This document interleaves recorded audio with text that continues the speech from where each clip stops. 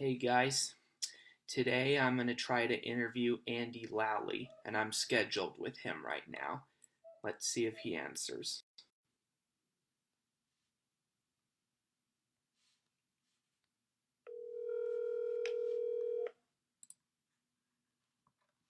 Hello. Hey Andy, this is Doug Kenney talking. Hey Doug, how you doing? I'm doing good. How are you? I can't complain. Just finishing up some landscaping for the moment. Gonna do the podcast with you and then get back outside to finish up some small stuff before the sun sets. That makes a lot of sense. So, are you in North Carolina or New York right now? No, I live in Atlanta. Oh, nice. Pretty cool. So yeah, I have a list of questions about your racing career, and hopefully you have the answer for them. Sounds good. Let's go for it. So, Hold on 1 sec. Let me actually pop my earpieces in so I can hear you right. Just 1 sec. Alrighty, cool.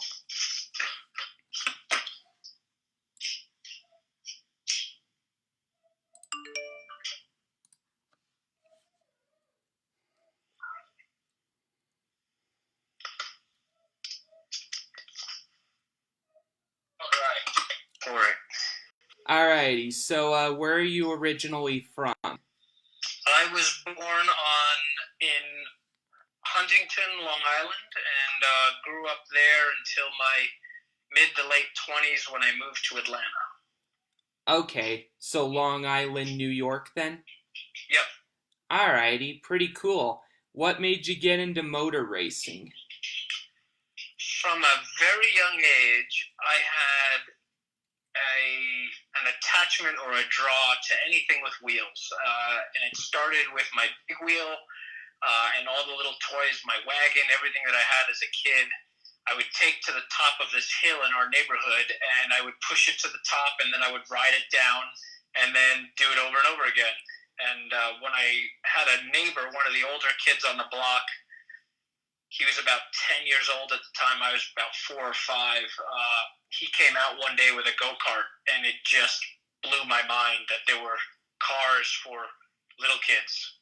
And that started a drive to get into anything with wheels and a motor that I could. Yeah, and I'm not kidding you when I say this, but I did the exact same thing when I was younger because my house's driveway had a hill. It was on a hill, and so I always took my tricycle or my bike and I rode down it. Yeah, that's how it started for me. That's where the love came from. And back then, that was early 80s, 1980-ish, probably right on the button. And there was no internet. There was no way to really learn about this. My family wasn't into racing or anything like that, so it was everything I could find on the grocery store bookshelves, magazine articles and stuff like that. That's basically how I got hooked. Yeah, and that was back when Bobby Unser and Mario Andretti were racing. Oh yeah, absolutely. For me, the media that I got to see was NASCAR. It was Richard Petty, Bobby Allison, Neil Bonnet, Cale Yarborough, Darrell Waltrip, Dale Earnhardt. It was those guys that I grew up wanting to be like. I knew who Mario Andretti was, but I was more of a NASCAR guy than I was an IndyCar guy or a Formula One guy. I got into that at a later age, but my first racing heroes were stock car guys. Yeah, I'm with you on that, and I follow IndyCar as well, but I only followed it in later years, like recently. And I don't really follow Formula One that much, mainly because the only guys to win are whoever qualifies 1, 2, or 3. Yeah, when you've only got 2 teams that are going to produce winners the entire year, with maybe one outlier as a lucky winner here or there, that doesn't seem too interesting to me. I don't think I've watched a complete F1 race in about a decade. Yeah, I'm with you on that. I'm glad you see it the same. Yeah, they need to improve that competition level. Yeah. So, who was your biggest racing hero growing up? I would say Davey Allison, without a doubt.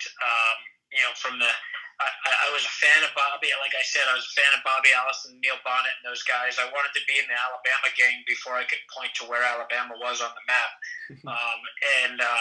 But when I first got a go-kart, I was watching, like the Daytona 500 and stuff like that, and that was probably one of the first Daytona 500s I watched. Was when Davey drafted his dad coming in the coming laps, and his dad won the 500, and Davey finished second. I think that was like the 87 or 88 Daytona 500. I can't remember what year it was, but so Davey became a quick. It was an easy hero for me to like, and I liked the look of the 28 Havoline car. It was really cool. After that, sadly, but coincidentally enough, when Davey died in 1990, I think it was 93. August of 93 or something like that. That was Jeff Gordon's rookie year, and I'd followed Jeff in sprint cars. I first saw him on like Thursday Night Thunder, and so he was the first guy that was approximately my age that was like a young guy coming into the big time Winston Cup racing back then. And I thought it was really cool, and I became a massive Jeff Gordon fan from the very first lap that he led in his first ever stock car race full time. Not the '92 Atlanta race, but the '93 Daytona Twin 125s. He started third, led the first lap, and I was at work watching it on TV and going out of my mind. I thought it was the coolest thing. That's really cool. Now that you brought Jeff Gordon up, I think I should ask one of my future questions very quick. What was racing with Jeff Gordon like in your only season in NASCAR in 2011? It was really cool racing with a lot of the guys. So my full season, well, I did 30 out of the 36 races in 2011, but I made my NASCAR debut in 2009, or my Cup debut in 2009 at Watkins Glen, qualifying a one-off car for TRG, and I had out-qualified Jeff that day and was right behind Tony Stewart and was right with Mark Martin and Dale Jr. and Michael Waltrip was still racing at the time, so there was a ton of guys that were in that race, namely Mark Martin, Michael Waltrip, and Jeff Gordon were like the three main guys that were Cup drivers that I looked up to when I was younger, like a kid, like in go-kart racing and stuff. So to be on the grid with them in a Cup race was amazing. And I had some good talks with Jeff early on.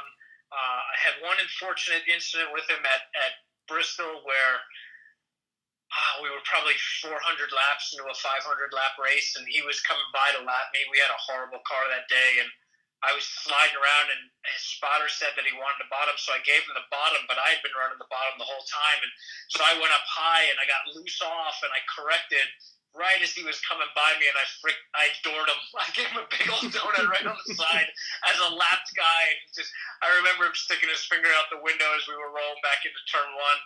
I was just like, oh man, I just royally ticked off one of my heroes, and that was unfortunate. And I went to apologize to him after the race, and he was cool. But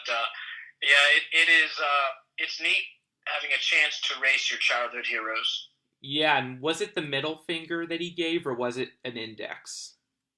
I think the only finger that he could probably get out the window. It's tough in those cars to get your hand out of the window, but there was one finger, so I don't think he was pointing at me. It was probably the middle finger.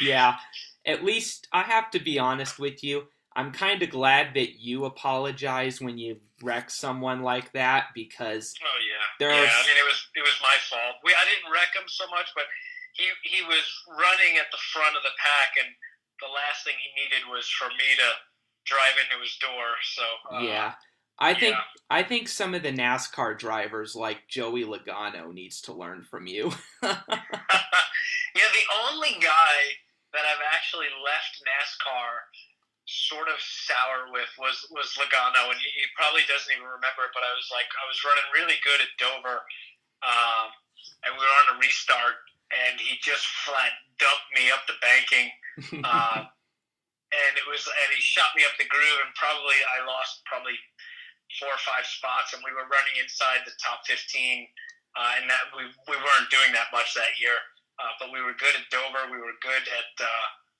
places that have a bunch of power and a bunch of arrow, but yeah, it was neat. But I mean, it was something tiny. But other than that, I got along with most of the guys in the garage. Yeah, that's good to hear. I'm not a big Logano fan, to be honest with you. I gotcha. Yeah, sometimes he says things that makes me give him the finger on the television, you know? I hear you, buddy. I hear you. Yeah, but yeah, I still have respect for them because they put on a show for us, but you don't have to like someone, but you can respect them, you know what I mean? Yeah, absolutely. Yeah. When did you get your biggest break in racing? Oh, man, I had so many. Sort of briefly explain it. I probably thought I was done driving as a career so many, probably 10 times between 1993 and 2003. You know, I had my first big break but my very first big break in racing came from the day I quit soccer. I was 15 years old or 14 years old, and I went to my soccer coach and told him, "Hey, I'm quitting soccer." And he's like, "What are you talking about? You've been playing soccer for 10 years." I'm like, "I'm going to be a race car driver." And he's like, "Oh, you are?" I'm like, "Yep." And I'm racing go-karts on Sunday, and this is really important. And our soccer games are on Sunday, so I can't play soccer anymore. And he's like, "You're going to be a race car driver." And I'm like, "Yep, that's what I'm going to." He's like, "What's your plan?" And I'm like, "Probably going to race go-karts and then maybe do some sprint cars like on Thursday Night Thunder. And then maybe, hopefully, Roger Penske will call me and I'll either race Indy cars or maybe stock cars." And he's like, "That's an interesting plan." And that was the day that I learned that my soccer coach had another life that I had no idea about. He was a volunteer crew chief on an SCCA team. Ooh. And, yeah, so random. And that is oddly coincidental. Amazing. So he introduced me to the team owner that he worked for, and we kind of met, and he said, and maybe in a year or so, we'll see how you're doing and whatnot. And when I was 17, we met again, and I was running really well in my karting and stuff, and he agreed that in the coming season, he would give me a ride in his SCCA car, and we would do the Enduros together as teammates. And it was just a 3-race deal on a handshake, sitting in a burger joint in Long Island. And that turned into him sponsoring me and mentoring me and teaching me not just how to drive, but lots of other things about racing. And those 3 years were kind of my college degree. I learned a lot. I did touring cars for 2 years, and then we bought a Formula 440, which is now called a Formula 500, and we went racing in SCCA Nationals, and those results got me opportunities to race other cars, and the ladder started from there. So I would say that was my biggest break. My soccer coach, Pete Madsen, and then my first car owner and still very good friend to this day, Walter Simmendinger.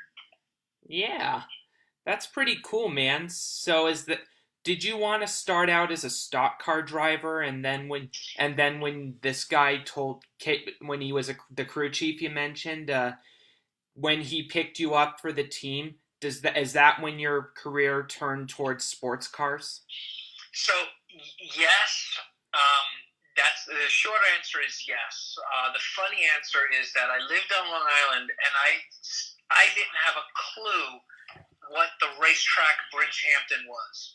I knew there was Riverhead out there where they raced some stock cars on modifieds on this 3/8 mile oval out there. but I had no idea that there was one of the best road courses in North America, just a few exits down the way off the LIE and off the Sunrise Highway, and it was pretty amazing. I knew I'd seen prototypes in sports cars, but I didn't understand them, and they hadn't caught enough of my attention for me to look into them at all. And again, so this is 93. There's still no internet. There's nothing for me to YouTube and learn about and all this stuff. So it was a massive education and the first opening into my sports car world. Yeah. Yeah, that's really interesting, man. Did you ever meet any racing legends when you began racing? On the sports car side, I got to meet James Weaver really early. I got to meet Hans Stuck. There were guys throughout the Daytona that I would introduce myself to all the time. So I would go to the Daytona 24 and I would walk around the garage and I would introduce myself to virtually everybody. But James Weaver and Hans Stuck were probably the first two that I remember being like, oh, wow, those are Andy Wallace, Butch Leitzinger, a lot of the guys on the Dyson Racing squad that I looked up to and I wanted to emulate. Didier Tays,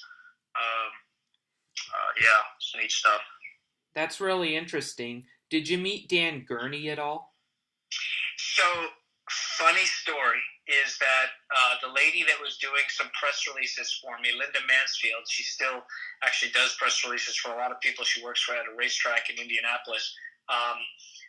She knew Dan, and she used to work at. Her first job out of college was under Chris Economaki at Speed Sport News, and she got to know Dan Gurney and whatnot.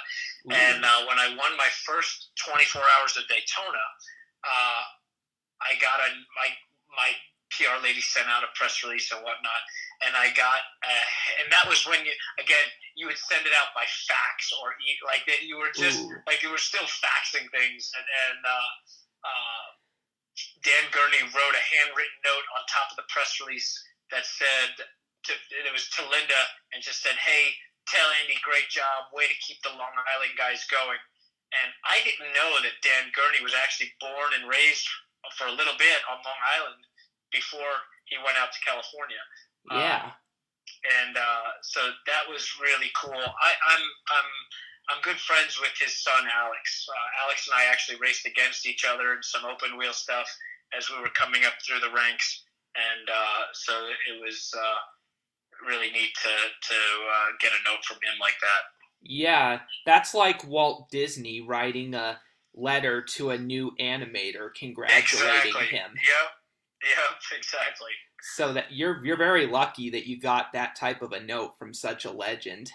Huge. Yep, I've got it framed. I can't blame you. I would make sure I never lost that, you know? Yep, absolutely. So, what is driving the 24 Hours of Le Mans like?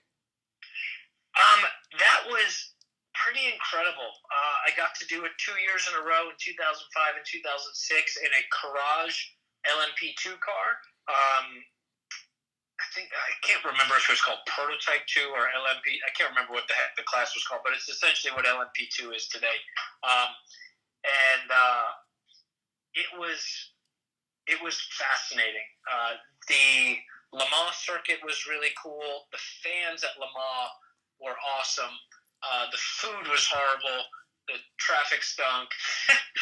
But the racetrack was in the top 3 of coolest racetracks I've ever driven on in my life. That's awesome. And it's in France, right? It's in Le Mans, France. We got on the podium there on the second year, and that was the biggest podium crowd I'd ever seen in my life. Oh, man. Yeah, that would be a lot of traffic, I'm sure. Yeah. Have you ever raced at Mosport in Canada? I have. I've been racing at Mosport. This will be my 25th year if the race isn't canceled. I started racing at Mosport in 1995. I've raced Formula 500 there, I've raced Formula 2000 there. I've raced Formula Continental there. I've raced touring cars, GT cars, all sorts of cars. And I've had a bunch of really good wins and pole positions there. My first ever professional pole position was in a BMW at Mosport in 1999. Very cool track. That's really cool. And that's a track I've wanted to visit for years because of the significance in racing history, Mosport. Yeah, and the speed. I mean, you can sit at the top of turn 2 without a gigantic thing of fans around you and watch some cars crest the hill at amazing speeds. It's a pretty cool spot. Big gut check. You got to have a lot of guts to crest that hill flat out. Yeah. Where were you at when you got the offer from JTG Daughtery Racing to drive the 47 car for Montreal and the Glen? That was my first ever Busch race. That was my first ever big NASCAR race. I did a Goodies Dash race, a one-off in 2001, kind of out of nowhere the week after we won the 24 Hours of Daytona. But the deal with Tad Geschecter came about because I signed a contract with TRG Motorsports to race a 5-year contract to race 2 years of trucks, 2 years of Busch, and then a year of Cup at the end of 2007. And so we were essentially trying to do races to get my license. And JTG had a driver in the car that was a very good short track driver, an oval driver, but hadn't done any road courses. So there was a chance to hop in, and I got 2 races, and we were running really good at that was the first ever Montreal race. We were running great. We were running like 8th or something, and on a restart, I shook the tires, and when I shifted the gear, I broke the transmission. And it was a shame. We had done really well in practice, but then 2 weeks later, I got to go up to Watkins Glen, and it was really wild. I got my first ever top 10. I had moved Denny Hamlin out of the way for 10th on coming to the coming to 2 to go, coming out of turn 11, coming to the start finish, and then coming to the white, I moved Ryan Newman out of the way. Coming out, cutting that same corner, just was able to. I was learning to use my bumper there, and I just loosened him up a little bit, but I didn't. I only just cleared him, and I knew, having just moved him off the line, and moving into 9th, that he was probably going to just dump the rookie in turn 1. So I lifted and let him back by, so that I wasn't. I'd rather settle for 10th and get my first top 10 than get dumped out of the way on the last lap, which I'm sure would have happened. I would have done the same thing. And so it was cool. Got my first top 10 and my second ever start, and I've been chasing the NASCAR dream since then. Just wondering, are you sure it was 2 weeks after Montreal? Because I believe that was around the time it was the week after. Oh, maybe it was the week after. I'm not sure. I think I was just assuming that it was 2 weeks. Yeah, I think it was the week after because cool. Kevin Harvick won the Montreal race, and then he won Watkins Glen, and there was a point that year where he won 2 consecutive races. So. Oh, right, yep. Yeah. What was driving at Circuit Gilles-Villeneuve like compared to Watkins Glen? Sorry about that. I've got 2 dogs that are barking their brains out over here. Every bird that flies by the window. No problem. So Watkins Glen is my favorite racetrack, and that is always a blast to drive at. The race at Montreal was pretty special because that same weekend I was also racing in the IMSA race that was there. It was Grand Am at the time, and I won the race the day before in the IMSA race, and got to do the donuts, and was like so stoked to get into the stock car and make it 2 for 2. And but honestly, Watkins Glen being my favorite track, it being a New York track, it's what I call my home track. Definitely was probably one of the more special. It was definitely one of the coolest moments of my life right at that point, getting our first top 10 and just our second start. And Yeah, the Glen would be even more special if they would race the long course there. Yeah. Some years with the Cup cars, that'd be really cool. Yeah, I've always said they need to do. I think that if NASCAR wants to make it cool, I kind of. Yeah, no problem on the dogs. Sorry, man. No problem. I understand what dogs are like. But yeah, as I was saying, I think if NASCAR wants to make their races cool at the Glen, they need to do 1 year with the normal course and then the next year with the boot. You know what I mean? Right, exactly. And just switch every year, And that would be awesome. Yeah. Or you know what? They need more road course races. I'd be fine with one each. Yeah, I'm with you on that. And they really need to go back to Montreal. That would be cool. It's sad to see the Montreal come off the calendar. It was definitely an interesting race. Yeah. And it would have been cool to have more of that. Yeah. Did you know any of the road course racers in the Montreal race, like Andy Pilgrim, Boris Said, or Nick Janssen, or Ron Fellows? I'm friends with all four of those guys, and I've actually been teammates with Pilgrim, Nick Janssen, and Fellows. Nice. So yeah, it's really good. All good guys. It's a small family there, so it's we all know each other through the years, and we're all good buddies. Yeah, I interviewed Andy Pilgrim last year. He's a good guy. It's funny, a lot of people actually mistake us just for the simple name of Andy. I get a lot of people that have come up to me before that have been like, "Oh man, how was that Cadillac? Was that really cool to drive?" And I'm like, "Who are you thinking of?" Because they knew I drove for GM at some point when I did the Pontiac GTO program, and it was right around the time that the Cadillac came out, and it's kind of funny, but it happens. Yeah, I just actually talked to Andy last week about that. That's good to hear, and I met Andy not too long ago. I think it was when he was giving a presentation years ago in the Arizona area, and cool. And I kind of friended him on Facebook afterwards, and then I got to interview him last year. Oh, great. Cool. Yeah. What was your reaction to the controversial finish in Montreal between Marcus Ambrose and Robby Gordon? I thought it was hilarious. I was in that 47 car. I was teammates with Ambrose. And so we were buddies. The very first race that Ambrose ever did when he came from Australia to the United States was the 24 Hours of Daytona. And he was in one of the other cars on my team at TRG. And so we had talked about Porsches, how to drive the Porsches and whatnot. He's obviously coming from the Australian, touring cars, supercars over there. And so we had talked about a bunch of stuff and his opportunity to go NASCAR racing. And that's one of the places where one of the reasons I met Tad Schechter. So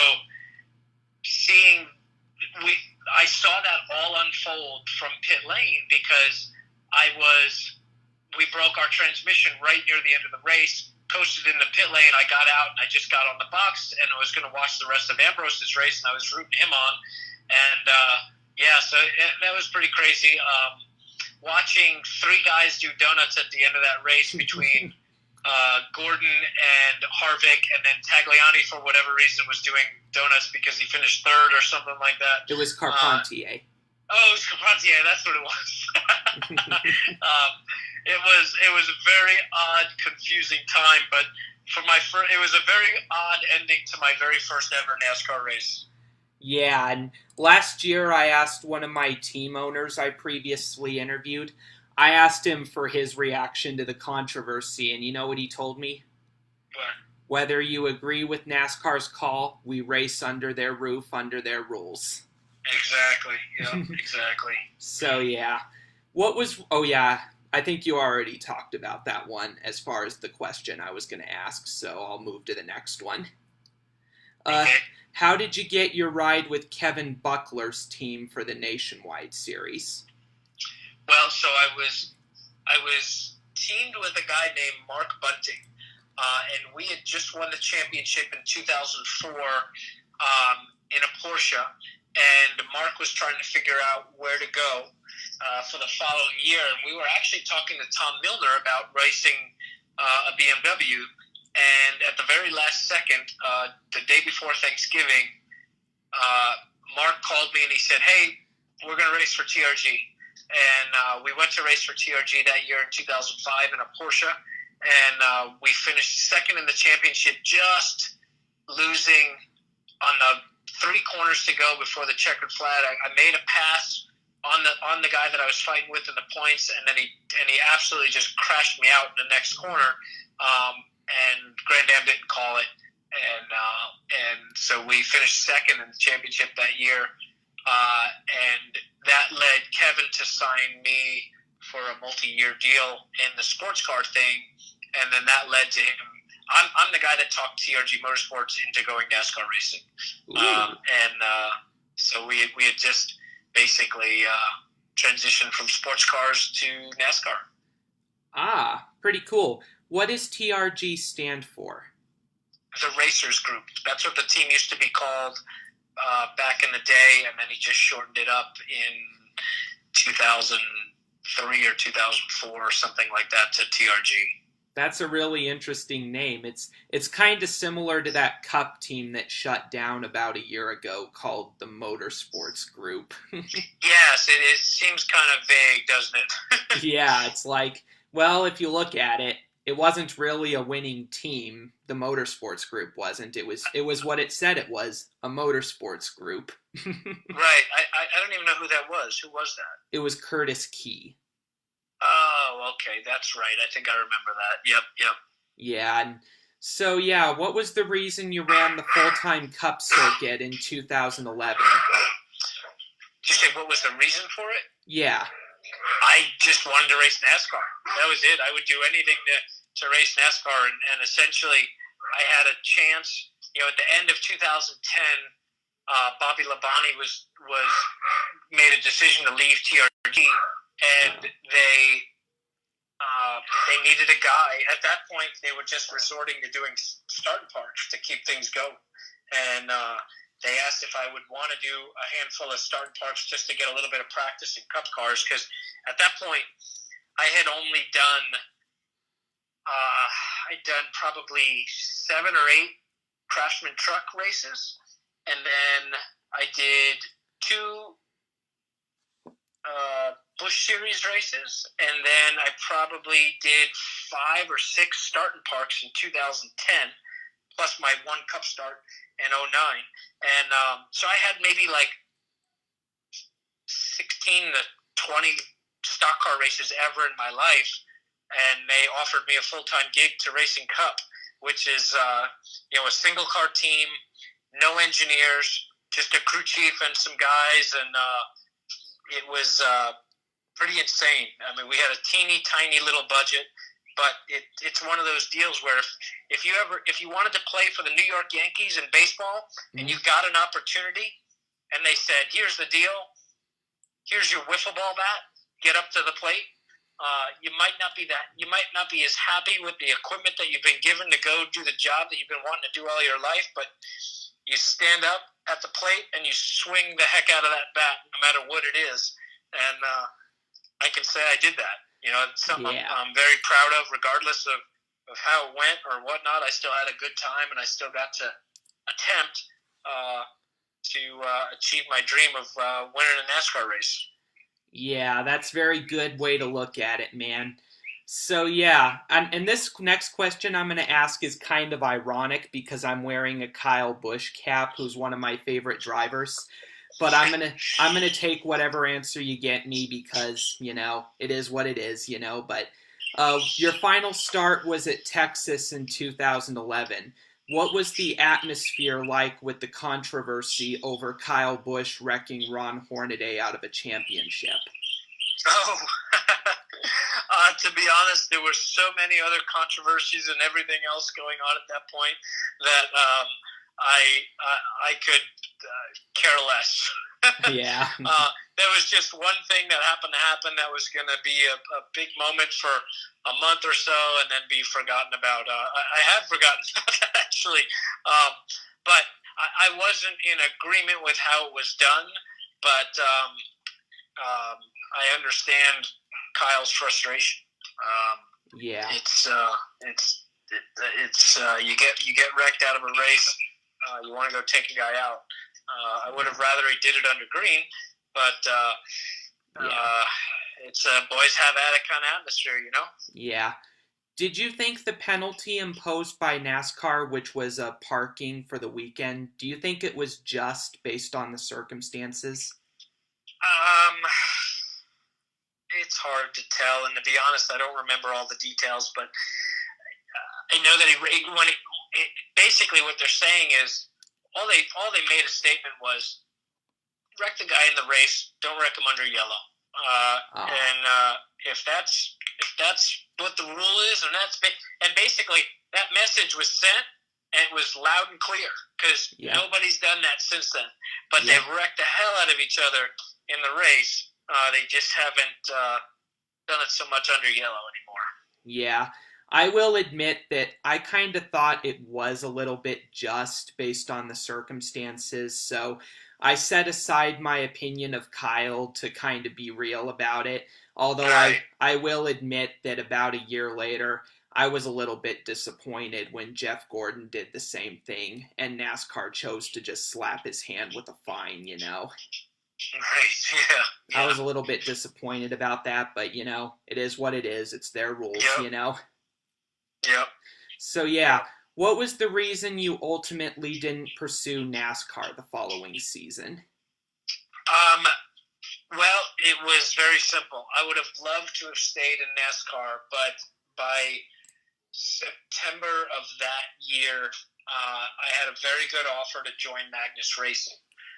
There was still a couple of Cup races left on my schedule, but there was a lot of controversy going on with the team, and it was very obvious that it was going to be essentially bankrupted by the end of the season, and it wasn't going to be a TRG. And there weren't that many other seats open, and I thought it was an opportunity to get back into sports car racing with a really good team where we could go and win races. And as much as I liked the NASCAR stuff, I still had a career that I had to think of. I had to continue a career because I don't have anything else that I can do that makes that kind of money and gives me the opportunity and the freedom of doing things that I love to do. So I teamed up with John Potter. We had a couple races left on my schedule, but I knew that I was going to end up skipping the Homestead race because of essentially what was going on behind the scenes. We went to Phoenix. We never had a backup car all year. We had a car and trailer that was like a rolling chassis, but it was never really put together. So they always told me that like don't wreck the primary. And we were fighting a bad car in practice at Phoenix and happened to tag the wall just enough to need the backup car for qualifying. But they couldn't even fit the front roll bar in the thing. You know, they didn't even realize we hadn't even looked at it that much. We had a very good group of guys, but we had a tiny, tiny group of guys.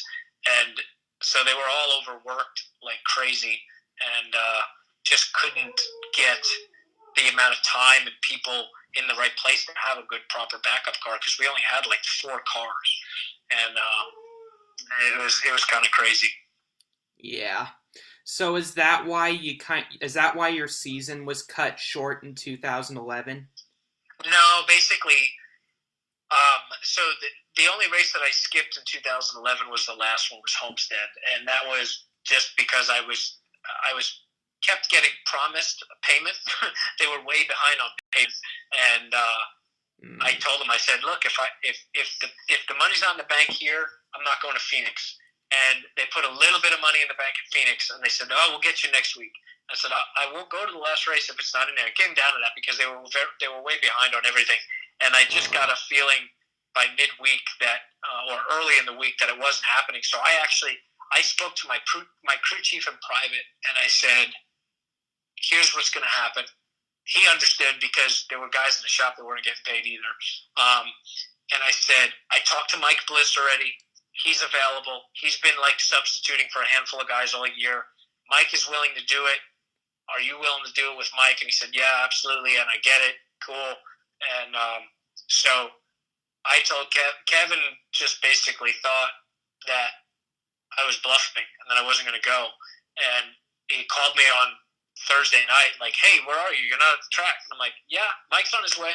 I'm not racing. I already talked. I set it up so that I wasn't going to drop the crew on their tails. You got a driver. You got a this. You're all ready. The crew chief knows. But I'm out. And he immediately had a hissy fit and a tirade and tried to put it out in the press releases that he was parting ways with me. Meanwhile, I knew in 4 weeks they were going to be claiming bankruptcy and getting out. So I'd already done a handshake deal, a month before that with Magnus Racing, and was heading back to Daytona for the 24 to get ready for the next season of Grand Am. Yeah, that sort of reminds me of how Clint Boyer left the team known as Harry Scott Motorsports a couple years back. Oh yeah, I don't know that whole story, but unfortunately, there are guys in this industry that, and I don't know the Harry Scott deal at all. I don't know him personally, but there are a lot of people in this industry that'll talk big and not really put up with doing things ethically. Yeah, and there was one like Harry Scott, and there was also one known as John Cohen, who owned a team known as Extreme Motorsports, and Yep. So yeah, I know what you're coming from. Yeah. What was it like making your first Daytona 500 start on the anniversary of the 2001 Daytona 500? That was absolutely amazing. To walk out on the grid and look up at the stands and then look over at my car and see my name above the door was just a dream come true. It was a really wild beginning of the race where we moved from the back up to just inside the top 15, and we were running pretty good when the big one happened, and unfortunately we got caught up in the very tail end of it, but regardless, it was still an amazing experience. That's really cool. And what was your reaction to Ryan Newman's horrific accident at Daytona last month or a couple months ago? Man, I knew it was bad right away, but after that, just thankful. Word came out that he was doing okay and gonna make it, and that's pretty wild. Yeah. A big, huge testament to the safety that NASCAR pays attention to for its drivers, making sure that regardless of what the car looks like or taking style into effect, that the drivers are in a safe compartment. Any other race car in the world, F1, sports cars, GT cars, prototypes, Indy cars, that's a dead person right there.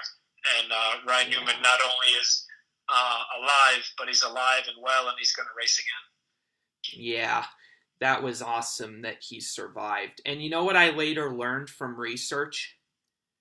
Ryan Newman is an engineer. He has a back, and it was at Purdue. And it was his own idea that he presented to NASCAR that saved his life. Probably, the Newman bar across the front windshield, definitely, and sort of lowering. Essentially, what you're trying to do is shorten the span of bars between connections, and that makes the bars weaker. They definitely, some of his contribution help make that cage a little bit stronger. You never know, one more inch of movement in that cage, and we could be talking about a whole different story here. Yeah, that was the scaredest I had been since Eric McClure's accident or Kyle Busch's accident. Yeah, pretty wild. Yeah. What is driving the Charlotte Roval like, if you have? I did. I raced it in the inaugural year there. My preference is that they would look for better suited road courses. I love that Charlotte was willing to put themselves out there and do that. I would like to see the course change so that it's a little bit more of a driver's course. a little bit quicker. I think you can do that where it's just a little bit on the tight side right now. And I think I like the idea. I'd just like to see a little bit of a redesign on that. I'd love to help on some sort of input with that, but I'm not sure if they're looking for it. Yeah, I'm kind of with you on that. When NASCAR announced that they were going to go back to the Roval, I was like, why not go back to Montreal, you know? Right, yeah. Because I like Montreal a little bit better than the Roval. Yeah, or Road America, taking Cup to Road America, taking Cup to VIR. There's a number of road courses that are suitable for some big-time stock car racing. That would be really cool to see. Yeah. Have you ever raced at Road America in NASCAR or sports cars? Both. A lot of open wheel races. My second, I raced a lot of stuff up there. From Barber Dodge to Toyota Atlantic to touring cars to GT cars to prototypes. And I raced 2015 and 2017 and then 2018. I think I was in the top 10 in all of those races. Whoa. I got a 7th place finish. We were 3rd on the green-white checker in 2015 in the wet there. It was Chase Elliott and Brendan Gaughan going for the win, and I was 3rd on the restart. And going into turn 1, we broke the track bar bolt, and so my rear end was all over the place for the final 2 laps, and I limped it home, and we finished 7th, but we were right there. Had another race there. I think we finished 10th. Whenever I did the Henry Rifles thing, I think it was 2018, we finished 10th there. So I've got a couple top 10s there in the Xfinity Series. That's really cool, and I remember that race like it was yesterday. I remember at the end of the race when Brendan was leading, for a period of time, you were right up there, and I was saying, if none of my drivers can win, I'm definitely pulling for you. Cool. You know? Thanks, buddy. Yeah. And then what happened was, on the final lap, Kevin O'Connell took the lead for Rick Ware's team. Right. And I was saying, I was literally cheering Kevin on, saying, go get that first win, and then Brendan went past him, and I was like, well, it is what it is, you know? I was very happy for Brendan. Brendan and I won the 24 Hours of Daytona together in 2011, and he's been a good buddy of mine. We went to the Skip Barber School together in like 92 or 93 or something like that, so we've known each other for almost 30 years now, and he's a really good dude. Yeah, I've heard a lot of good stories about Brendan Gaughan. Yeah, good people. Yeah. And I also kind of remember at the end of that race, Tagliani charged from like 39th place after running out of gas to finish 2nd in only 2 laps. Remember that? Was that the year before or was that year? I can't remember. I know he's had he had a chance in a Penske car for 2 or 3 years in a row there that he just kept missing it. But he's had some pretty crazy drives there. Yeah, I think it was 2014, the same race that you ran, I believe. Oh, okay. Gotcha. Yeah, and he went on to finish 2nd, and when I realized that, I was like, where did he come from so fast, you know? Right, yeah, crazy. But that's the equipment of Penske for you. Yeah, right.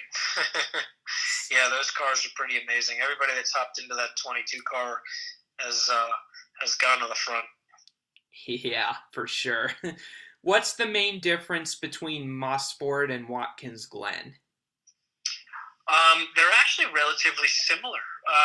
Watkins Glen is smoother, wider, and just has a little bit better flow. Mosport is still one of the gutsiest places in the world, but it's hard to mix speed and technicality into an amazing racetrack. I'd say probably the coolest thing about Watkins Glen is there are no slow corners. Your slowest corner is the toe of the boot, which is this monster uphill climb, and you're still doing it in third gear.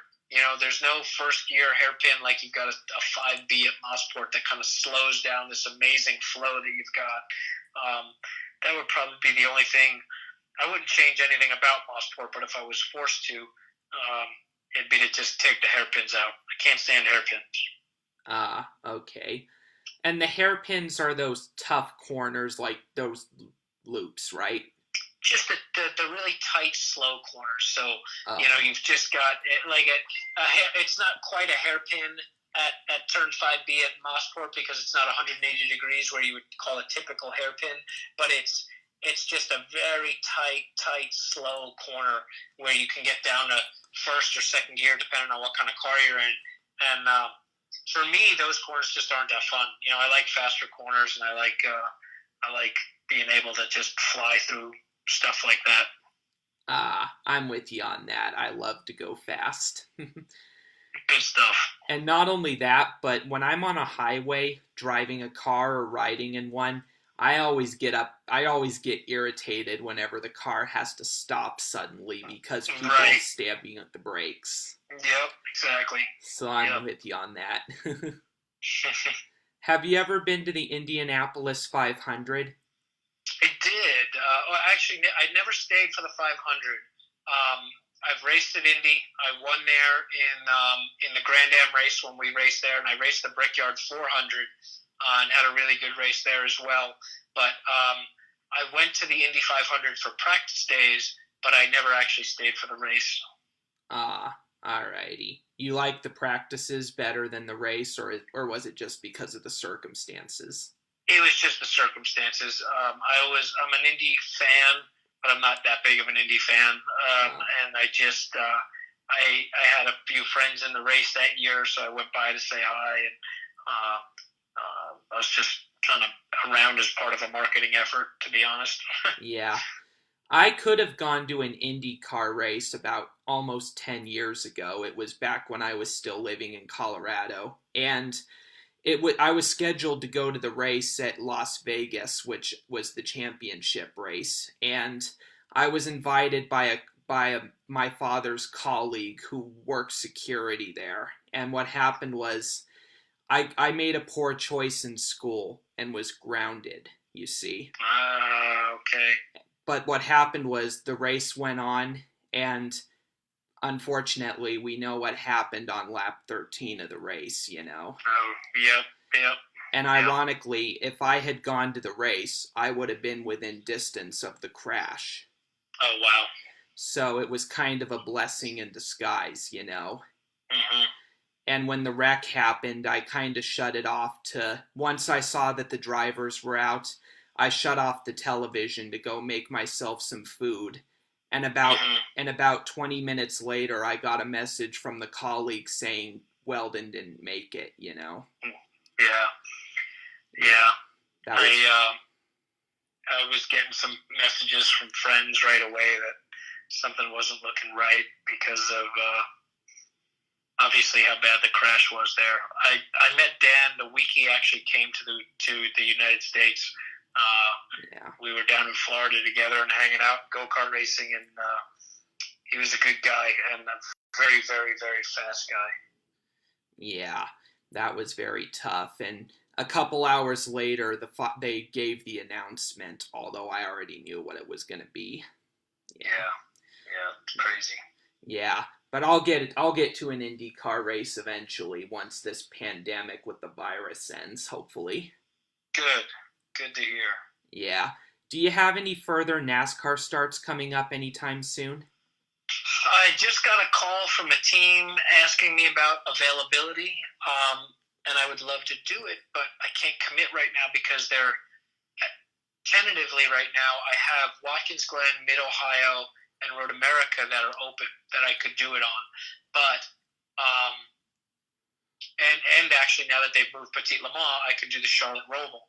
But if they move our schedule around anymore, I'm actually going to be. I can't commit to it yet because my IMSA has to be my main deal. But I'm trying to put something together where I can actually do all the road course races. I'd love to. We just got to find a sponsorship, and right now that's going to be just about impossible to find. Because of the virus or because of service? Yeah. Trying to find people that spend extra money on advertising is going to be a tough deal. Yeah. I've kind of started to emerge from a little bit of a rough patch that's kind of made worse by the virus, if you know what I mean. Yeah, sure. So, absolutely. Yeah. But I'll recover soon, I hope you do, buddy. I hope we all do. Yeah. In case you didn't know, I have autism. Oh, no, I didn't know that. I can't tell. Yeah, and I kind of went through a rough patch last month because I gave up my long-time addiction to soda, and that's kind of tough with withdrawal, That is tough. I tried to give up soda a whole bunch of times, and there was one time that I lasted 10 months without having a soda, and then I had a bad race, and I was just grumpy, and I was driving home, and I stopped at a drive-thru, and I got a big Coke, and I was mad at myself. I shouldn't have done it, but I hope you can have the willpower to keep doing it, because once you got off it, once I went like 3 or 4 weeks, I was fine. I just, any other habit to break is just that. It's a habit. You just got to get used to not doing it. Yeah, and the reason I gave it up was because I think it was messing with my mind. Sure, yeah. Yeah. Okay. Yeah. What is your favorite racing film? Days of Thunder. Yep, I'm with you on that. What I like about Days of Thunder is the ending when Cole is on pit road about to lose a lap, and his ex-team owner has his pit crew help him push the car out. Yeah, that's very cool. Yeah, what I like about that is it shows that even though he was fired from that team, his former owner still believed in his potential. Yep, absolutely. Yeah. So yeah, this is my last question on the list, and I really want to thank you for doing this interview because I've really enjoyed it. My pleasure, man. My pleasure. Yeah, so this is my last question. What is racing Trans Am like, if you have? Trans Am was awesome. I got to do one Trans Am race in 2017, and I always wanted to do that. I'm good friends with Tommy Kendall, and he was... I met him in 1996 at Long Beach through my friend Bob Coker, and he was always cool with advice. I actually talked to him this morning a little bit, but also knowing Butch Leitzinger and a handful of the guys that are Trans Am old school guys, I always wanted to do that race. And Claudio Burton, who actually lives in Atlanta here also, called me up one day and asked if I wanted a shot to do Watkins Glen, and I said absolutely. And he had a pretty good piece, but he hadn't won a Trans Am race yet. And he come close. He finished second. They had a car on the pole once, and we went up there, and we were fastest in the first practice session, and then we blew the motor in the second practice session. So we just got it together for qualifying, and went out, put it on the pole, and then started the race, took off, and had a great start, and then got a flat 5 laps later. So we had to come in, change the flat, and then fortunately we went full course yellow right around that time, and it let me pack up. And so I think we restarted like 10th or 11th or something like that, maybe further back, actually, probably further back, and just came through the field and took the lead with a few laps left, and got to win the race and do donuts on the front straightaway. Those cars are amazing. So much horsepower. The same engines as a Cup car, but then like 800 pounds lighter. So they fly. But so it was cool. I'd love to do it again. I'd actually love to get a shot, maybe to transition to Trans Am one day and go for the championship. Alrighty, and I wish you splendid luck on that. That'd be really cool. Thank you very much. So yeah, to tell you what this interview will be used for, it's an ebook documenting motor racing history in the United States. Oh, cool. Very cool. Yeah. Let me know when that comes out. I'll get it. Sounds good, and I'll email you the link when it's published. Great. Good deal. All right, buddy. It's been great talking to you. It's been great talking to you too, Andy Lally. It's really cool. It meant a lot to me. I really enjoyed it. My pleasure. My pleasure. Have a good one and stay safe out there. Yep. Drive it like you stole it, man. Yes, sir. All right, buddy. Talk to you soon. Talk to you soon. All right. Thanks. See ya. See ya. Alrighty. That turned out very well. Probably one of the best interviews I've done.